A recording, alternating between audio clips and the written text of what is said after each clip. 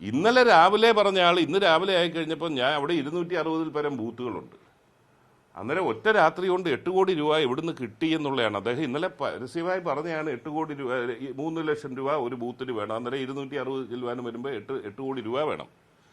അത് ഒറ്റ രാത്രി കൊണ്ട് കിട്ടിയ മാന്ത്രിക വിദ്യ എന്താണ് എന്ന് എനിക്കറിയില്ല. എന്താണെങ്കിലും തെരഞ്ഞെടുപ്പ് കമ്മീഷൻ ഈ കണക്കൊക്കെ ചോദിക്കുമല്ലോ. ഒരു അസംബ്ലി സ്ഥാനാർത്ഥിക്ക് മത്സരിക്കാൻ ചെലവാക്കാൻ പറ്റുന്ന 35 ലക്ഷം രൂപ എന്താണ്. അന്നേരം 8 കോടി രൂപ ഒറ്റ രാത്രി കൊണ്ട് സമാഹരിച്ചുകൊണ്ട് ഇന്ന് തെരഞ്ഞെടുപ്പിനെ നേരിടുന്നു എന്ന് പറയുന്നത് അബദ്ധസഞ്ചാരമാണ്. അൻവറിന് ഇനിയും വീണ്ടും വിചാരവും ബുദ്ധി ഉണ്ടാകട്ടെ, നല്ല ബുദ്ധി ഉണ്ടാകട്ടെ എന്നാണ് എനിക്ക് ആശംസിക്കാനുള്ളത്. ഈ അൻവർ സ്വാഭാവികമായിട്ട് UDF-നോട് ഒരു ക്ലെയിം വെക്കാൻ പോകും. ഇപ്പൊ അൻവറിന്റെ പ്രസ്താവനകളാണ് പ്രശ്നമായത്. അൻവറിന് ഒരു സീറ്റ് കൊടുക്കുന്നതിൽ തെറ്റുണ്ടെന്ന് RSP കരുതുന്നുണ്ട്. ഒരു സീറ്റിന്റെ വിഷയമല്ലല്ലോ. ഇപ്പം ഈ ഒന്നാമതൊരു മുന്നണി സംവിധാനം എന്താണെന്ന് ആദ്യം മനസ്സിലാക്കണമല്ലോ. കോൺഗ്രസ് ഒരു സ്ഥാനാർത്ഥിയെ പ്രഖ്യാപിച്ചു. അത് ഈ മുന്നണി സംവിധാനത്തെ LDF ആണെങ്കിൽ അതാണ് മത്സരിക്കുന്ന പാർട്ടിയാണ് സ്ഥാനാർത്ഥിയെ തീരുമാനിക്കുന്നത്. അവിടെ ഘടകകക്ഷിയായിട്ടുള്ളവർക്ക് പോലും അഭിപ്രായത്തിന് പ്രസക്തിയില്ല. അവർ ഞങ്ങളെ അറിയിക്കും, ഞങ്ങൾ ഔപചാരികമായത് UDF കാൻഡിഡേറ്റാണെന്ന് അംഗീകരിക്കും. ഇതാണല്ലോ കേരള രാഷ്ട്രീയം കണ്ടിട്ടുള്ളത്. ഇവിടെ ഘടകകക്ഷികൾ പോലും അഭിപ്രായം പറയാത്ത ഒരു സ്ഥലത്ത് പുറത്തു നിന്ന ഒരാൾ അന്നേരം തന്നെ ആദ്യം സ്ഥാനാർത്ഥിയുടെ പേര് പറയുന്നു, രണ്ടാമത് സ്ഥാനാർത്ഥിയെ കോൺഗ്രസ് ഹൈക്കമാൻഡ് പ്രഖ്യാപിച്ചു കഴിയുമ്പോൾ അതിനെ എതിര് പറയുന്നു. അന്നേരം ആ ഒരു അച്ചടക്ക രാഹിത്യം നമുക്ക് അംഗീകരിച്ചു പോകാൻ ഒക്കൂ? ഒരു മുന്നണി സംവിധാനത്തിന് ആ കെട്ടുറപ്പില്ലായ്മ അംഗീകരിക്കാൻ ഒക്കൂ?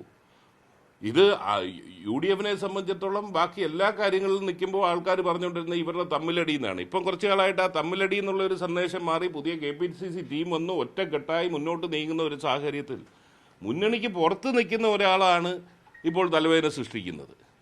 എന്താണെന്നാലും ആ ഒരു തലവേദന എടുത്ത് കൊണ്ട് മുന്നോട്ട് പോകാൻ ഞങ്ങൾക്ക് സാധിക്കത്തില്ല. ഒരു അൻവറിന് പൊളിറ്റിക്സ് ഉണ്ടെങ്കിൽ ആ പൊളിറ്റിക്സിൽ നിന്നുകൊണ്ട് അൻവറാണ് ഐക്യജനാധിപത്യ മുന്നണിക്ക് പിന്തുണ പ്രഖ്യാപിക്കേണ്ടതും അതിനുവേണ്ടി പ്രവർത്തിക്കേണ്ടതും. അതുവഴി പിണറായിസത്തെ പരാജയപ്പെടുത്തുക എന്ന പൊളിറ്റിക്സാണ് അദ്ദേഹം മുന്നോട്ട് വെക്കേണ്ടത്. യോജിക്കാവുന്ന ഇടങ്ങളിലെ കൂടുതൽ ഉണ്ടായിരുന്നത് വിയോജിപ്പുകളേക്കാൾ കൂടുതൽ ആ യോജിപ്പ് ഉണ്ടാകാതെ പോയത് ചില കോൺഗ്രസ് നേതാക്കളുടെ പ്രശ്നങ്ങളാണെന്നാണ് അൻവർ ആവർത്തിക്കുന്നത്. അല്ല, അൻവറിന് ഓരോന്നിനും മറുപടി പറയാനൊക്കത്തില്ലല്ലോ. കോൺഗ്രസിന്റെ എല്ലാ നേതാക്കന്മാരും പറഞ്ഞല്ലോ ഒരു വ്യക്തി കേന്ദ്രീകൃതമല്ല. എന്താണ് ഇവിടുത്തെ വിഷയം? ഓരോ ദിവസവും ഓരോന്ന് പറയുന്ന ഒരാളുടെ മറുപടി പറയാൻ കോൺഗ്രസിനെ കുറ്റം പറയുന്ന ഏത് അർത്ഥത്തിലാണ്? ഞങ്ങൾക്ക് ആർക്കും എതിർപ്പില്ല. മെയ് 2-ാം തീയതി കോഴിക്കോട് കൂടിയ യോഗത്തിൽ ഒറ്റക്കെട്ടായിട്ട് അദ്ദേഹത്തെ സഹകരിപ്പിക്കാൻ തീരുമാനിച്ചു. അദ്ദേഹവുമായി സഹകരിക്കണമെന്ന് തീരുമാനിച്ചു. RMP UDF-ന്റെ മെയിൻ ഘടകകക്ഷികളൊന്നല്ല, എന്നാൽ സഹകരിക്കുന്ന കക്ഷിയാണ്. RMPയെ പോലെ തന്നെ ശ്രീ അൻവറുമായിട്ട് സഹകരിക്കാനാണ് തീരുമാനിച്ചത്. സഹകരണത്തിന്റെ അടിസ്ഥാനത്തിൽ മുന്നോട്ട് പോവുകയും കെട്ടുറപ്പോടുകൂടി മുന്നോട്ട് പോവുകയും ചെയ്തു കഴിഞ്ഞാൽ ഫുൾ ഫ്ലെഡ്ജ് ഘടകകക്ഷിയാക്കുന്നതിനുള്ള സാഹചര്യം സൃഷ്ടിക്കണ്ടേ? അതുപോലും ഇല്ലാതെ പോകുമ്പോൾ കഴിഞ്ഞ ദിവസം ഓൺലൈൻ മീറ്റിംഗ് കൂടിയതും ഞങ്ങൾ തീർച്ചയായിട്ടും പറഞ്ഞു, ഞങ്ങൾ എല്ലാവരും ഒറ്റക്കെട്ടായി പറഞ്ഞു, നിങ്ങൾ സ്ഥാനാർത്ഥിയെ പിന്തുണയ്ക്കുക. സ്ഥാനാർത്ഥിയെ പിന്തുണച്ചാൽ ഞങ്ങൾ മെയ് 2-ാം തീയതി എടുത്ത തീരുമാനം ഞങ്ങൾ നടപ്പിലാക്കും. അത് UDF ചെയർമാൻ പരസ്യമായി പ്രഖ്യാപിക്കും. ഇതെല്ലാം എനിക്കാന്ന് പറഞ്ഞാണ്. അത് കഴിഞ്ഞ് ഒരു വ്യക്തി, അതാണ് ആദ്യം പറഞ്ഞത്, ഇതെല്ലാം വ്യക്തിപരമായി മാറുന്നു. ആ വ്യക്തിപരമല്ലല്ലോ പൊളിറ്റിക്സ് എന്ന് പറഞ്ഞാൽ. ഇഷ്ടാനിഷ്ടങ്ങൾ എല്ലാവർക്കും ഉണ്ട് ഓരോ വ്യക്തികളെ കുറിച്ച്.